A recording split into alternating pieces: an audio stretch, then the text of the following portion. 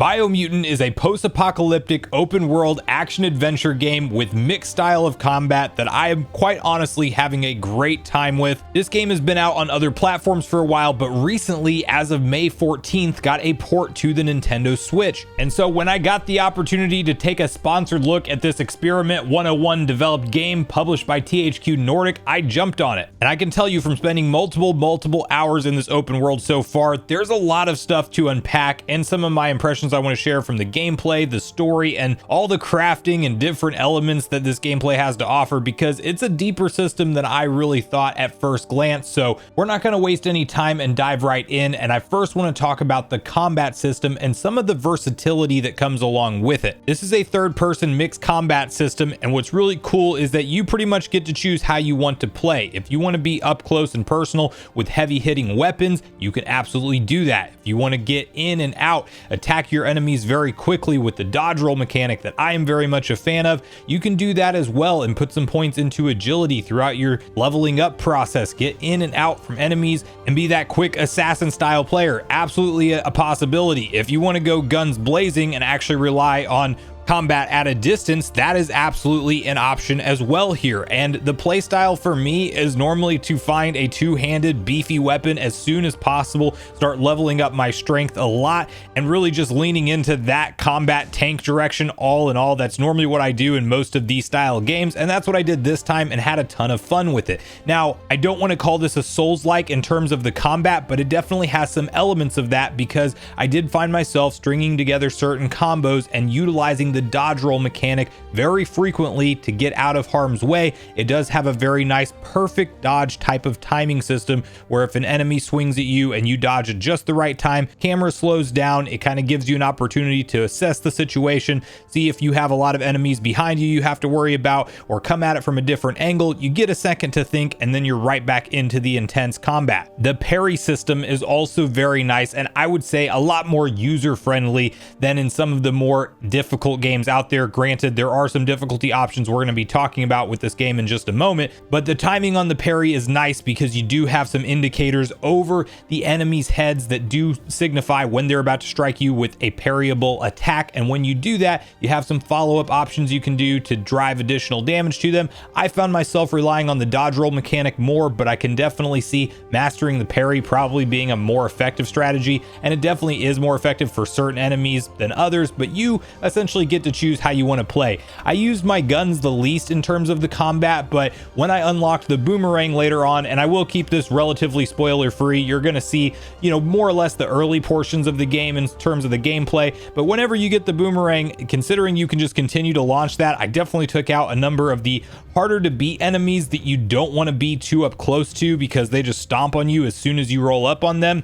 The boomerang was super useful for that, and I really like being able to play differently depending on the threat level, and if you have a whole host of enemies around you, or if it's like a one-on-one big boss battle. So lots of versatility in the combat, and that's really what started to pull me into this game. Now, I do want to tackle the startup of the game and kind of what that process looks like, because I did feel personally like the early tutorial sections definitely ran a little bit slow, but I would encourage you not to give up on the game at that point in time, because it really is teaching you a lot of the depth of the different mechanics that you have between crafting items, customizing your armor set, and learning how to upgrade said armor set, getting familiar with different weapon styles, whether you're going to single hand wield things, dual wield, or two-hand weapons. All of that is kind of laid out to you very nicely at a slow pace, and there is, again, a deep combat system that the tutorial takes its time and reveals it to you piece by piece before it kind of merges all these mechanics together. And on the difficulty front, I personally was playing on normal and found myself dying a number of times in some of the later game areas. There is definitely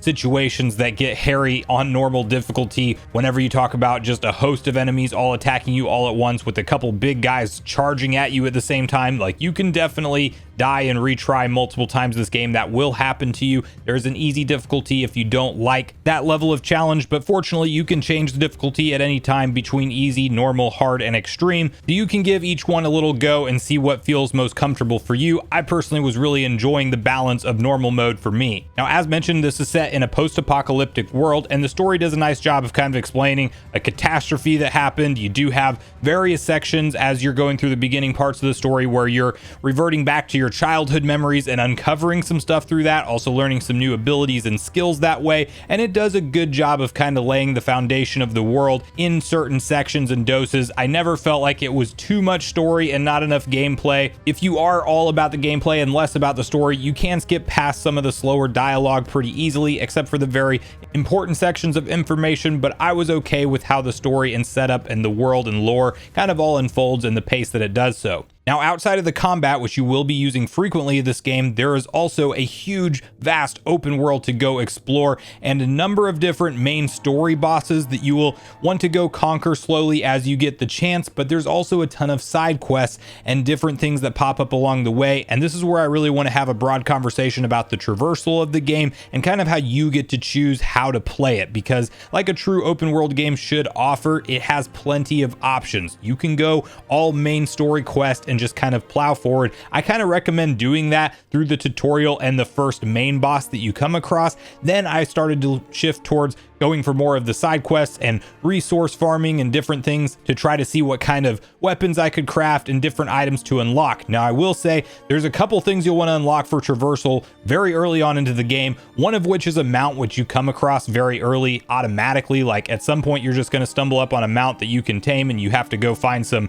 resource that's right around you to give to the mount, and then you can then mount it, and from there you can summon it at any time with the down arrow on your Nintendo Switch Pro controller, or if you're playing in docked mode, of course, like the down button on the left Joy-Con. That is all very nice. You can summon your mount in just about anywhere, and there are different types of mounts you can get later on and things. But the other piece you won't want to miss for traversal is the glider, and this comes to you by way of a bear creature that randomly appears in different spots from what I can see online. I came across him naturally on my own playthrough. I don't think you really have to go out of your way to try to find him. Just you will stumble up on a bear at one point. He's going to put you into a memory scene where you do have to do a quick little combat challenge, and then you will be able to unlock the paraglider, which is a very nice bonus for getting down very tall areas and being able to sail down to the lower parts of the land without any problem. It definitely streamlined the traversal a lot for me, so I would get both of those things, the mount and the paraglider, as soon as possible during your playthrough. And the other thing you will want to go out of your way for in the open world setting is these are different resource towers you come along that you can chop down. You'll get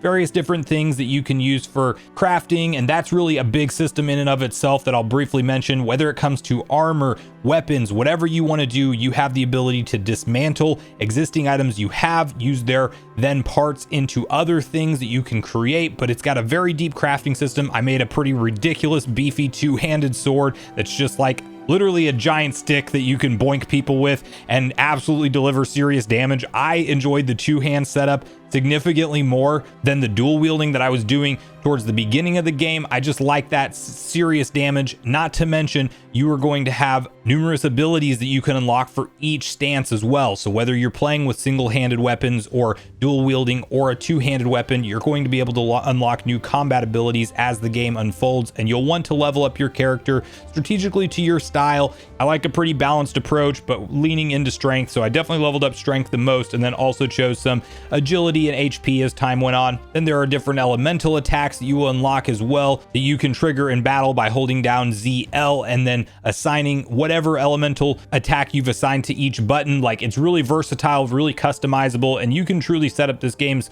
combat system the way you want to play. But a lot of this does tie back to kind of doing some of those side quests and exploring more in order for you to have more resources to open up these aspects of the game. Now, I want to lastly touch on performance before sharing my overall wrapped up thoughts with you guys. And obviously this is a game that was designed with other consoles in mind at a certain point in time. The Nintendo Switch port is absolutely solid. You will see some occasional frame dip when things are very busy, but overall, considering the scope of the world and kind of how this game plays, I was really happy with the performance on the Nintendo Switch. What I really loved about the environment and the way it looks on Switch is just the bright, vibrant colors in certain areas and then the dark depths in others. It definitely has a large contrast of that, but this is a solid port for Nintendo Switch, and gyro aiming to boot if you are into that, with both handheld and Pro controller options intact. So All in all, I will say this is an excellent game. Open world, a lot of the traversal systems you want to see, fast travel points that you unlock throughout the world. You have different rest points through bonfires, like everything that you kind of want to see in an open world traversal game at its core is here.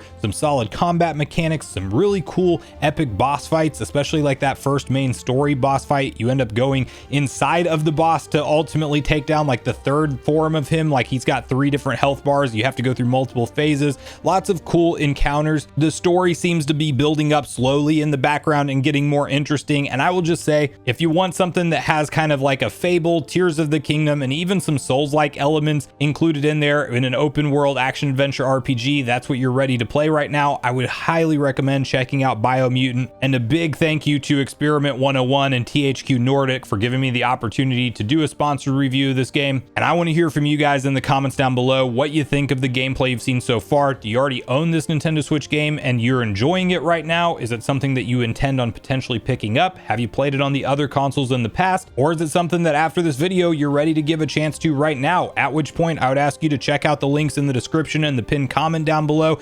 It helps support me when you click the link and purchase the game that way. So thanks so much for watching the video today, everyone. Make sure you share all your thoughts and feelings in the comments down below before you leave, regardless if we agree or disagree. Also, make sure you like, subscribe, turn your notification bell, and I will see you guys in the next video.